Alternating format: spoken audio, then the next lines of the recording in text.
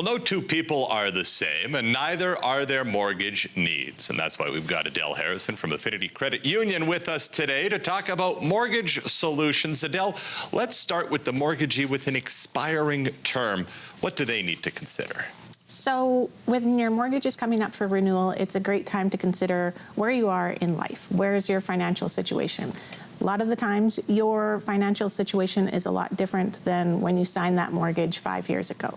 So really taking into account where you are and how your mortgage can work for you, it's a great time to start thinking about that at mortgage renewal. Perfect. Now, you will get a renewal letter and maybe an email, and it's easy to just click renew, done, and leave it alone. But you maybe don't want to be in too big of a hurry because, am I right in saying that at the end of term is when you have your most leverage? Yes, absolutely. So at maturity date, you can transfer out your mortgage, you can pull out equity if you wanted. When you're really considering what you want to do with your mortgage at that time, that is definitely the best time to do that. So just signing and renewing might lock you into another 5 years when really you haven't considered all your options yet. Yeah, maybe you miss an opportunity.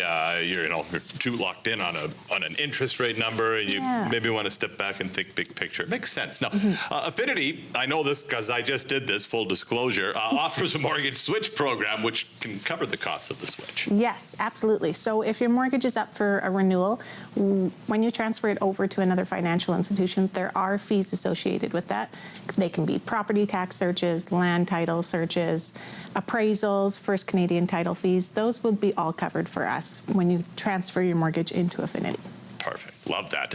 Now, with that then comes, those other questions, because you said appraisal, that can, create a little bit of a bubble there and an opportunity for some other lending? Yes, absolutely. So if you've got the equity, we can lend up to 80% loan to value. So if you've got more in it than that, you can pull that equity out to do anything from maybe you've got a small renovation that you want to take care of.